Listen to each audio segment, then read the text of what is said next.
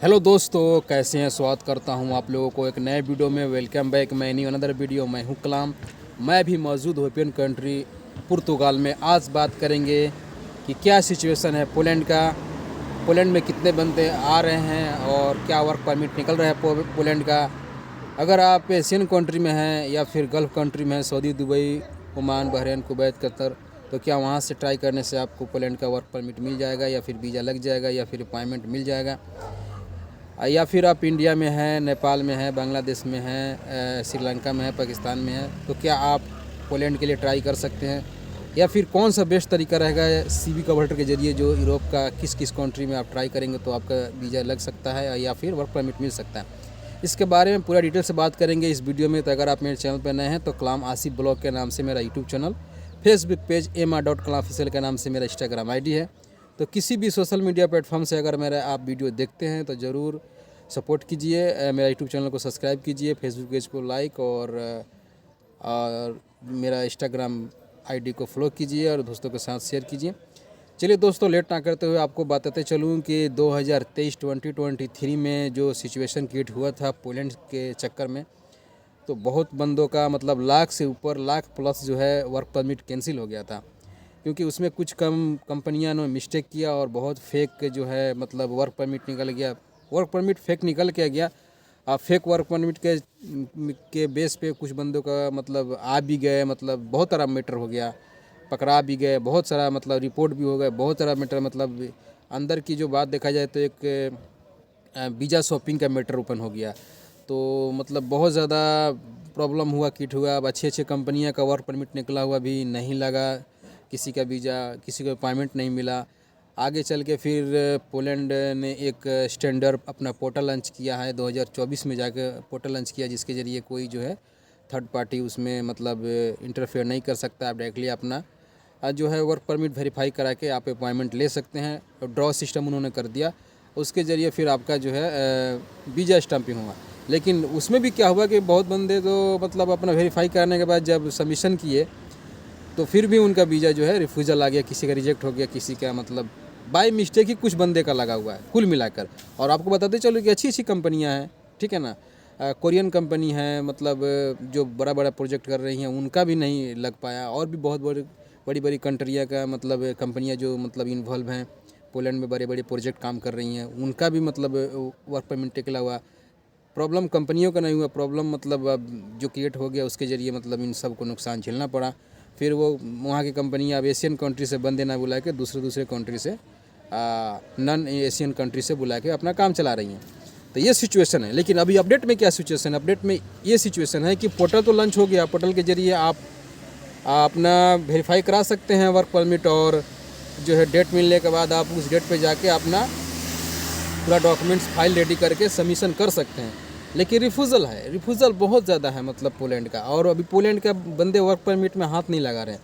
अगर कोई बंदा लगा रहा है तो वो अपना रिस्क ले रहा है, नुकसान कर रहा है, टाइम का नुकसान है और पैसे का नुकसान है। चांस नहीं है कि आपका वीज़ा लग जाएगा। हाँ, वर्क परमिट का जो है अभी सिचुएशन कंपनी का सही हो गया, क्योंकि थर्ड पार्टी या फिर वैसे पार्टी जो मतलब नहीं निकाल पा रहा है, जो 2 नंबर का काम करते थे या फिर देखा जाए तो मतलब फेक निकाल देते, वो सब तो पूरा क्लियर हो गया। अभी अच्छी कंपनियां वर्क परमिट आपको देगी, लेकिन उसका भी जो है आप वेरीफाई करना पड़ेगा। वेरीफाई तो ऑलरेडी आप कर सकते हैं क्योंकि अच्छी कंपनियों का वर्क परमिट है, लेकिन वीज़ा आपका लगेगा कि नहीं, आपका जो है 100% ये चीज़ का क्लियरिटी नहीं है दोस्तों। ये भी है कि अगर आप एशियन कंट्री से बैठे, आप अपने इंडिया में, मान लीजिए इंडिया में बैठ के अगर आप सबमिशन कर रहे हैं VFS ग्लोबल में, तो क्या मतलब एक्सेप्टेड है, वो भी रिफ्यूज़ल आ रहा है। या फिर आप गल्फ़ कंट्रियों का देखा जाए वो भी रिफ्यूज़ल आ रहा है। कुल मिला के पोलैंड पे इतना दिन से बिजनेस चल रहा था वो सब अभी ठप पड़ा हुआ है। कोई भी मतलब बंदा जो है अभी पोलैंड के नाम पे अगर आपको कह रहा है कि मैं भेज दूंगा, तो अब बहुत बड़ा रिस्क आप लेंगे। आप अपना सिचुएशन देख लें।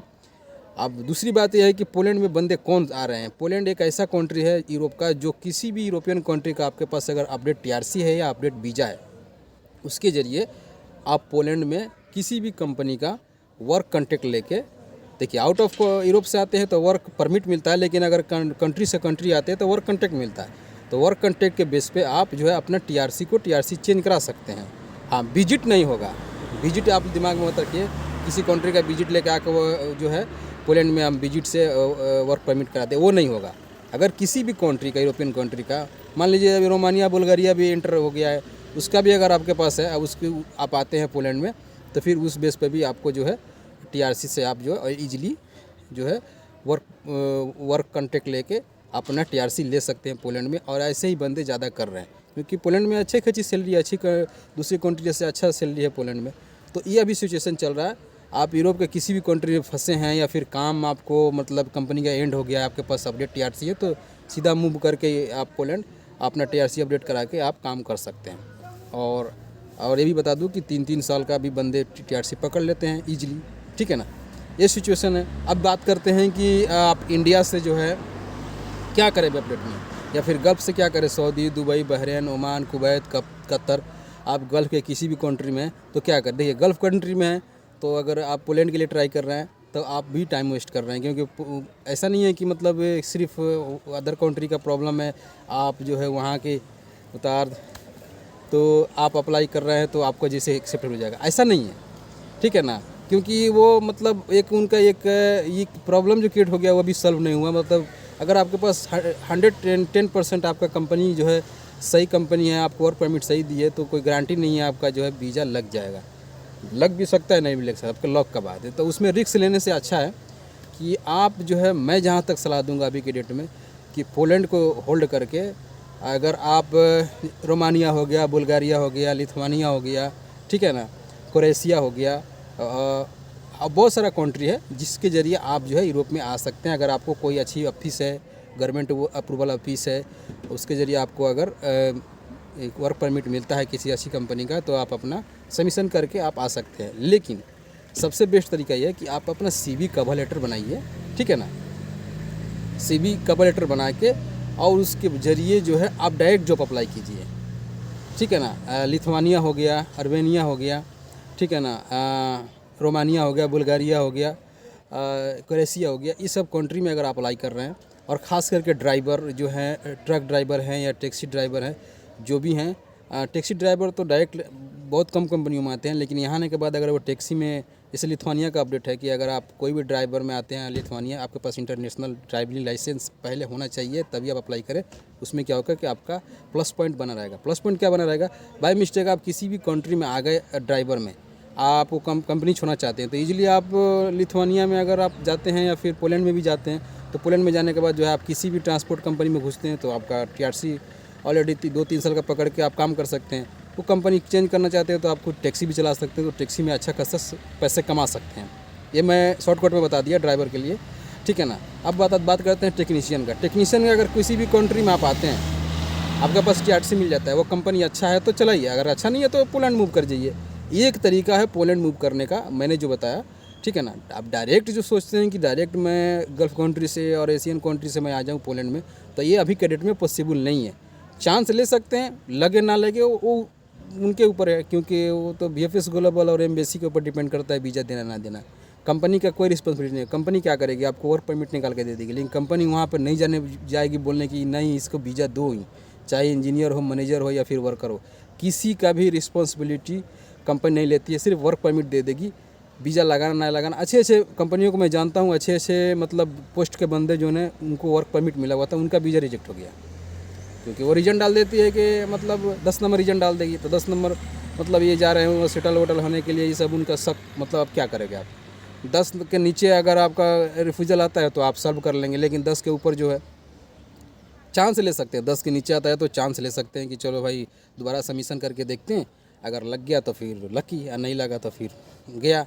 लेकिन 10 के ऊपर अगर 10 नंबर ही आ गया, 10 के ऊपर आ गया, तो कोई फ़ायदा नहीं है आपको दोबारा सबमिशन करने के लिए, क्योंकि वो सुनेंगे ही नहीं और लगता ही नहीं है। अभी तक तो मेरी जानकारी में मतलब ऐसा हुआ नहीं है किसी का 10 नंबर रिफ्यूजल आया हो और फिर दोबारा सबमिशन किया और उसका वीज़ा लग गया हो, ऐसा नहीं है। 10 के नीचे वाले का हुआ है, ठीक है ना। 10 के नीचे वाले का आप अगर कुछ करते हैं, कुछ आपका डॉक्यूमेंट्स मिसिंग है, ठीक है ना, आपका इंश्योरेंस मिसिंग है, तो ये सब का जो है आप सुधार के फिर दोबारा सबमिशन कर सकते हैं, ठीक है ना। लेकिन आप सोचेंगे कि या फिर बैंक स्टेटमेंट आपका मिस्टेक है, तो बैंक स्टेटमेंट जो है आप अपने सुधार सकते हैं। लेकिन आप सोचेंगे कि नहीं मैं डायरेक्टली जो है 10 नंबर आ गया तो फिर इसको फिर से दोबारा ट्राई करेंगे, तो उसमें आपका अपना पर्सनली जो है नुकसान है। तो ये सब दोस्तों आप लोग को सीधा बताऊं कि CV कवर लेटर बना के लिथुआनिया, ठीक है ना, क्रोएशिया, रोमानिया, बुल्गारिया में ट्राई कर सकते हैं, ठीक है ना, या फिर यूरोप के किसी भी कंट्री में ट्राई कर सकते हैं आप। ये लिखा नहीं है कि आप इसी कंट्री में अप्लाई कर सकते हैं। और मैं जो अभी जॉब पोर्टल एक डाल रहा हूँ, ये ऐसा जॉब पोर्टल है कि इसके ज़रिए यूरोप के सारे कंट्री में आप जॉब सर्च कर सकते हैं। कंट्री बाय कंट्री जो है आप सिलेक्ट करके जो भी आपका आप ट्रेड है उसके ज़रिए भी अप्लाई कर सकते हैं, ठीक है ना। और बहुत सारी कंपनियां जो है, ये जो वेबसाइट है ये गवर्नमेंट अप्रूवल वेबसाइट है, मतलब EU जो गवर्नमेंट मतलब एक इनका यूनियन चलता है उसके ज़रिए आप अप्लाई कर सकते हैं। ये गवर्नमेंट अप्रूवल वेबसाइट है, इसके ज़रिए आप जॉब ले सकते हैं यूरोप के किसी भी कंट्री में। तो दोस्तों कुल मिला के बात ये कहना है कि अगर पोलैंड आपको आना है तो इनडायरेक्ट आइए, वो बेस्ट रहेगा। डायरेक्ट आप लेने के लिए कोशिश करेंगे तो आपका टाइम और पैसा सब नुकसान है, ठीक है ना। और जो भी आप अगर आप पूछना चाहते हैं, जानना चाहते हैं, पूरा ये एक वीडियो में पॉसिबल नहीं होता है बताना, तो आप कमेंट करें, अपना जो भी कमेंट होगा क्लियर करें, जो भी पूछना चाहते हैं। बहुत बंदे कमेंट करते हैं तो समझ में नहीं आता है क्या पूछना चाहते हैं। कमेंट कर सकते हैं, और डायरेक्ट कुछ बातें करना है तो आप DM कर सकते हैं मेरा इंस्टाग्राम पर। हाँ, फेसबुक पर मैसेंजर पर आप कॉल या मैसेज ना करें, बहुत बंदों का आता है तो दोस्तों वो पॉसिबल नहीं, कभी एडिटर के पास रहता है फेसबुक, तो मैं रिप्लाई नहीं दे सकता हूँ। लेकिन इंस्टाग्राम का मैं जवाब दे दूँगा आपको। और बताते चलो आपको कि कोई भी क्वेश्चन या बातें पूछना है तो डायरेक्ट कमेंट भी कर सकते हैं। इससे क्या होगा कि दूसरे जो बंदे हैं वो भी अगर उन्हीं का से रिगार्डिंग कोई क्वेश्चन है तो उनको भी आंसर मिल जाएगा, तो उनको भी हेल्प मिल जाता है। ओके दोस्तों, और रिप्लाई ना मिले तो आप लोग घबराएं नहीं, क्योंकि मुझे और भी बहुत सारे काम देखने होते हैं और मैं भी प्लान बना रहा हूँ और भी कंट्री में मूव करने के लिए, और भी कंट्री में जाने के लिए। और जैसे भी होगा जो मैं होता है रियलिटी में बताता हूँ। ऐसा नहीं है कि मैं अभी इंडिया में बैठा हूँ या फिर किसी गल्फ़ कंट्री में बैठा हूँ, अपने घर में बैठ के कुर्सी टेबल बैठ के आपको वीडियो बना के बता रहा हूँ, ऐसा नहीं। मैं ऑलरेडी यूरोपियन कंट्री पुर्तगाल में मौजूद हूँ और मेरे पास पूरा ऑथराइज है, यूरोप के किसी कंट्री में मैं जा सकता हूँ, ठीक है ना।